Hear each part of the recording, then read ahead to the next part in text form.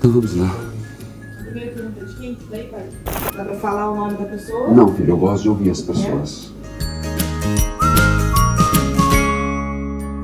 Tudo bem? Meu nome é Ariane, sou aqui de Curitiba. Queria tirar uma dúvida sobre a postura de um padre na hora do evangelho. A hora que ele está falando do evangelho, ele pode sair do contexto dele ali, o que está lendo, e fazer uma brincadeira? Ariane, muito obrigado por ter mandado o seu vídeo e a sua pergunta. Qual a postura de um padre na hora do evangelho? Vamos distinguir. Na hora de proclamar o evangelho na missa, é a postura de quem está ensinando. Então, o próprio rito conduz. Ele sai da cadeira, que é chamada sede, a cadeira principal. Se é um dia solene, tem incenso para incensar a mesa da palavra, senão ele se dirige direto ao evangelho. E começa com aquela saudação comum: o Senhor esteja convosco, Ele está no meio de nós, proclamação do evangelho de Jesus Cristo, ou vai ser segundo Mateus, Marcos, Lucas ou João. Pois é, aqui não cabe gracinhas não. Então, nesse momento, o padre vai proclamar o evangelho, a proclamação como Jesus. Então, ele proclama a palavra de Deus. Mas eu acredito que não é desse momento que você está falando. Acho que você está falando na hora da homilia, que é logo depois do evangelho, quando o padre vai tentar fazer uma explicação a partir da hermenêutica, da exegese do texto bíblico. Sobre gracinha, a postura, pode sim fazer brincadeiras, se essa brincadeira está dentro de um propósito. Às vezes a comunidade está desatenta, então ele faz uma brincadeira para reter a atenção. Mas claro, o foco principal não é contar piadas, o foco principal não é fazer gracinha, o foco é atualizar, orientar, admoestar o povo para entender a Sagrada Escritura. Se ele às vezes precisa de um outro artifício, que é uma brincadeira para chamar a atenção, e eu faço isso também às vezes, quando percebo que o pessoal está bem aéreo, porque às vezes, filha, sabe, Ariane, o problema é a interpretação de texto, querida. A gente acaba de ler e você precisa fazer algumas perguntas que a gente chama de maêutica. Você pergunta: quem escreveu o texto? Quem é o protagonista? Quem aparece no texto? E o pessoal dá cada resposta, Ariane, que você não tem noção. Parece que eles estavam num outro mundo, ou foi lido em outra língua. É impressionante, é outro idioma. Às vezes a gente precisa fazer isso, mas entendo a sua preocupação. Fugir do contexto só é possível se for para trazer para o texto. Espero ter te ajudado. E se te incomodar ainda, quer um conselho? Vai lá, conversa com o padre, em particular. Chega para ele: padre, não tá legal, essa brincadeira sua tá meio fora de hora. Com respeito, mas com autoridade. Minha Siri aqui, tava falando com você, toquei aqui, Siri tava me incomodando. Então, eu só queria dizer para você, chega para ele e conversa. Eu já cometi umas gafes, viu? Já, palavras que eu achei que eram palavras legais usar no sermão, e alguém chegou para mim: não, padre, essa palavra tem uma conotação muito chula.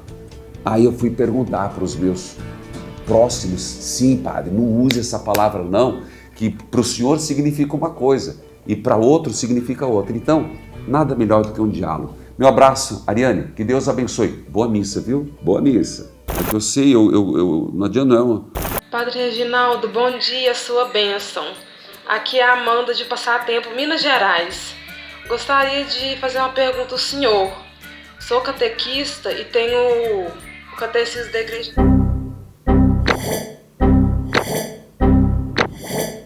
Católica, aquele livro da cor amarela, da capa amarela. Gostaria de saber se nós, como catequistas, devemos lê-lo. Abraços, minha mãe associada, Deus o abençoe sempre. Oi, Amanda, um abraço carinhoso. Primeiro, olha, parabéns, nota 10 por você ser catequista. Parabéns, isso é muito legal. Primeiro e segundo, dá um abraço na tua mãe, viu, por ser associada fiel. E meu abraço ao povo mineiro, povo de Minas Gerais. Você, primeira catequista, fez sua formação, que legal. Agora tem que entrar na catequese permanente. Você está falando de um livro, e eu até trouxe aqui o meu, É o mesmo, só que ele é amarelo, ele é até menor. Eu comprei isso aqui porque você sabe que eu sou meio ceguinho, né? Então eu preciso de letra grande. E meu conselho, querida, catequese permanente. Olha, esse aqui é meu catecismo e esse aqui essas folhas foram as minhas anotações de aulas que eu dava sobre o catecismo da Igreja Católica. Digo para você, ele é tão velho que ele foi até recapado, mas eu tenho o maior xodó por ele. E o que eu quero dizer para você? Se você for começar a ler, você tem que ter uma pergunta certa, porque o catecismo ele está dividido em primeira parte, crer. Então você vai ter você tem que saber, eu quero estudar o creio. Caramba! Onde que eu vou estudar o creio? No catecismo. Ele pega creio em Deus Pai Todo-Poderoso, frase por frase, e vai explicando. Então, é a parte que nós chamamos do crer. Depois, ele vem a segunda parte, que é impressionante, que é o viver, celebrar. E aí, você é catequista, vale a pena, eu te garanto. Só que assim, se você for começar ipsis litteris do começo ao fim, sinceramente, vai ser chato. Você tem que ter a pergunta certa. Agora eu vou estudar os sacramentos. Aí você vai no celebrar. Depois, o agir. Aí você vai para a moral da igreja e também os mandamentos. E por fim, rezar. Uma explicação do Pai Nosso. Então são esses 4 pilares, essas 4 subdivisões do catecismo. Ei, deixa eu dar um conselho para você, filha. Existe um mais fácil. Eu volto a dizer, catequista, esse aqui. Mas como eu disse, faça a pergunta certa. E se você quiser um estudo, tem aqui que muita gente não usa. Eu uso pra caramba. Tô falando que eu uso mesmo. Chama-se verbetes. Então você quer saber, vamos dizer assim, sobre... Deixa eu achar uma coisa legal aqui, né? Para não ser chato. Sobre o rosário. O que diz no Novo Catecismo sobre o rosário? Você vai aqui, ó, rosário, aí você vai achar no artigo 1674 que fala sobre o rosário. Mas hoje já tem versão digital também, bem mais fácil, viu? Um que eu quero indicar para você é esse aqui, ó, Yucat. Se alguém tem catequese de adolescente e adulto, é um catecismo que foi feito para a juventude, mais simplificado. Eu indico. Inclusive, seria muito legal se você sugerisse na tua paróquia que adquirisse uns 15, 20 e deixasse na biblioteca. De vez em quando, os catequistas fazem um trabalho com esse livro. Às vezes, cada catequizando adquirir vai ficar custoso. Adquire uns 20, uns 30, deixa lá para pesquisa, tá bom? Mas parabéns, o catecismo é muito válido, vale a pena ler, mas principalmente aqui, minha filha, Sagrada Escritura. Só que eu te garanto, quando você for aqui, ele vai indicar a Sagrada Escritura. Vai lá no Confere, que vale a pena. Mais uma vez, parabéns por você ser catequista. Meu abraço carinhoso para sua mãe, meu abraço ao povo de Minas Gerais. Reginaldo, é um grande prazer estar falando com o senhor por vídeo. A sua bênção. E quero lhe dizer que acho muito bom o senhor abrir um canal de comunicação direto com o senhor, porque às vezes as pessoas realmente têm algumas dúvidas e às vezes os padres das paróquias eles não são muito acessíveis. Eu sou a Maria Andressa de Castro, da comunidade de Santo Antônio. E eu gostaria de saber o seguinte: tem se difundido muito a questão das aparições de Nossa Senhora Rosa Mística aí em São José dos Pinhais. Mas, pesquisando na internet, eu vi que é um local que ainda não foi, como é que é a palavra, não foi ainda... Autorizado, aceito, né, como verdadeiro pela igreja, né? A igreja ainda não reconhece, né, ainda essas aparições assim. Então eu gostaria de saber se o senhor tem alguma coisa a dizer sobre o assunto, sobre essas aparições, sobre os videntes que lá moram e sobre toda essa questão, né, de Nossa Senhora aí em São José dos Pinhais.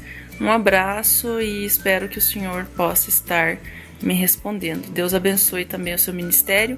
Sabe que eu admiro muito a sua vida sacerdotal, né? O senhor sempre se mantém muito firme naquilo que diz. Obrigado. E isso com certeza vai conquistando muitos fiéis. Um abraço, beijo. Beijo para você, Maria Andressa de Castro. Olha, eu inclusive conversei com um dos videntes. Mas eu vou responder algo que diz no meu coração. Eu não fui consultar a atual situação dos videntes, mas eu sei como procede a igreja. A igreja, ela é muito cautelosa, ela é muito séria quando se trata de aparições ou coisas sobrenaturais. E por isso ela se torna morosa. Vou dizer no que se refere a Lourdes, Fátima e atualmente Medjugorje. Medjugorje está sendo avaliado, o Papa pediu um tempo.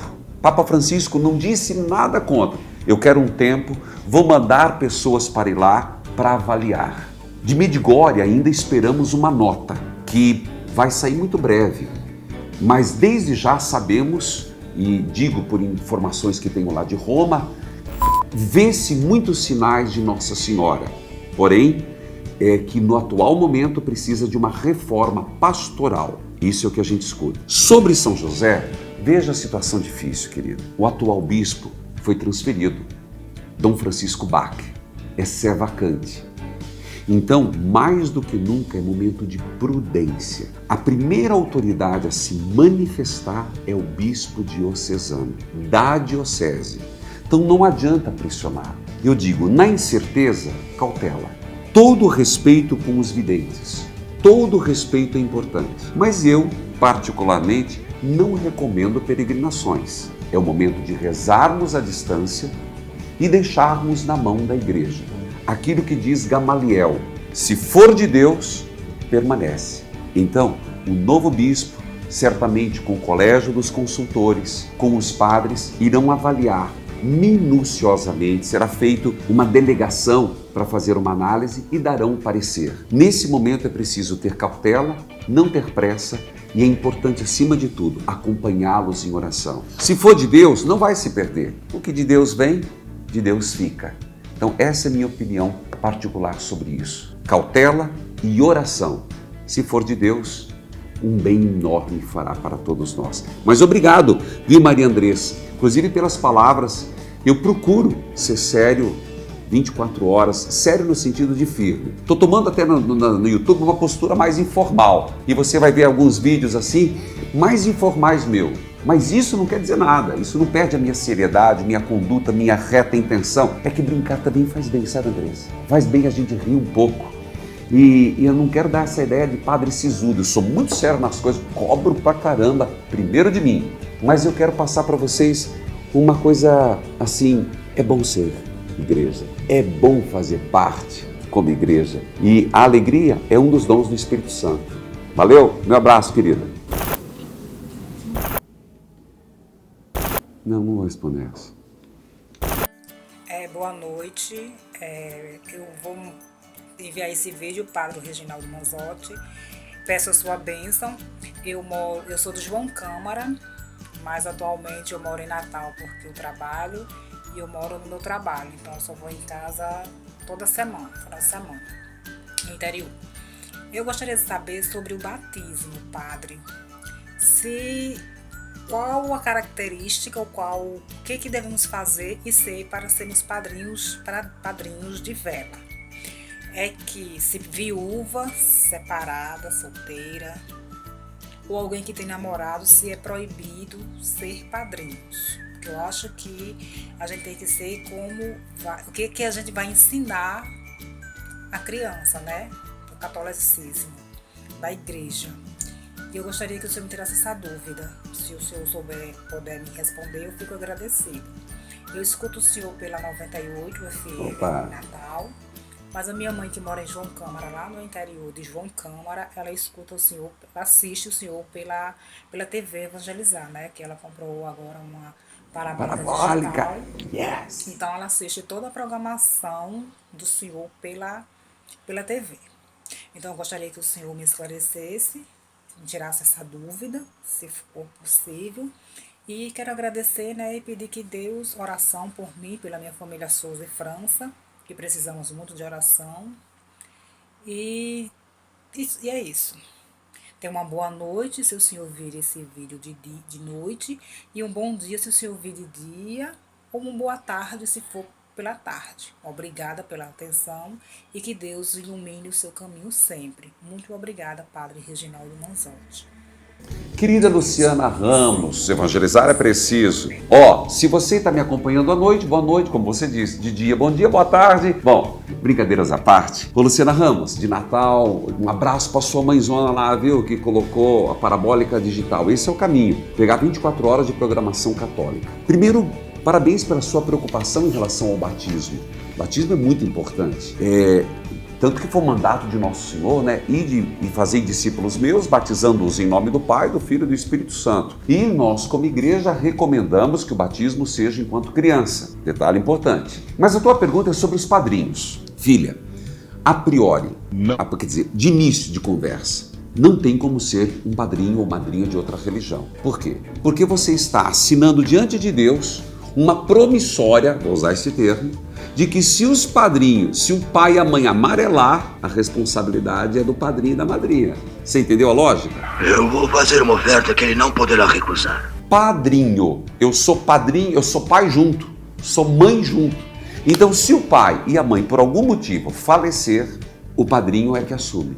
Se a mãe falecer, o padrinho, isso, no din-din também. A lógica da igreja é essa. Por isso que se recomenda que não sejam pessoas idosas. Eu tive na minha história um fato que eu tive que aconselhar minha mãe. Isso doeu para mim. Tem que contar aqui. Minha mãe já tinha seus 66, 67 anos e foi convidada para ser madrinha. Ela já estava meio doente, morreu com 72. Eu fui um que disse: mãe, eu sei que a senhora quer, mas não é prudente. Primeiro que a senhora está pedindo aqui no Maranhão e a senhora vai voltar pro Paraná. Que madrinha a senhora vai ser? E a sua idade? Ela no começo ficou até brava comigo, depois ela compreendeu. Estou contando isso aqui, nunca tinha contado essa história, foi você que me provocou, viu, Luciana Ramos? Segundo, então ser da religião católica, eu já falei, não ser muito idoso. A questão do casamento, filho, é história. Se o fulano está vivendo junto, não reconhece o sacramento do matrimônio, aceita um e não aceita o outro, o sacramento? É o pacote inteiro, minha filha. Se a pessoa não vai para o sacramento do matrimônio, também está negando o do batismo. E vice-versa. Então, se for solteiro, verdadeiramente solteiro, pode ser padrinho, sim, com uma outra pessoa. É viúvo? Pode ser. É mãe solteira? Aí o padre vai saber avaliar. É mãe solteira, mas vive sozinha? É mãe solteira e é um exemplo na comunidade? O simples fato de ser mãe solteira não impede de ser madrinha. A questão é como está a atual conduta da pessoa. E a mesma questão se refere em relação a batizar os filhos. Gente, batizar os filhos, batize-os e nenhum padre pode negar. Eu sei que eu estou afirmando sério isso. Aí a nossa exigência recai exatamente sobre os padrinhos. Se os pais já têm uma vida meia, sei lá, né? De qualquer jeito, pelo menos que os padrinhos garantam. Então, respondendo, viúva, separada, solteira, respondi, não é? Então, padrinho e madrinha é algo muito importante, porque é diante de Deus assumido um compromisso de educar na fé de Cristo, da igreja, fazer bons cristãos, bons cidadãos. Se eu não conseguir responder sua pergunta, Luciano, manda de novo. Estou aqui para ajudar. Pessoal, meu abraço. Que Deus abençoe a todos vocês de Natal, Rio Grande do Norte. Mande a sua pergunta. Estamos aqui para catequizar, para conversar com você. Aqui, no YouTube. Eu e você.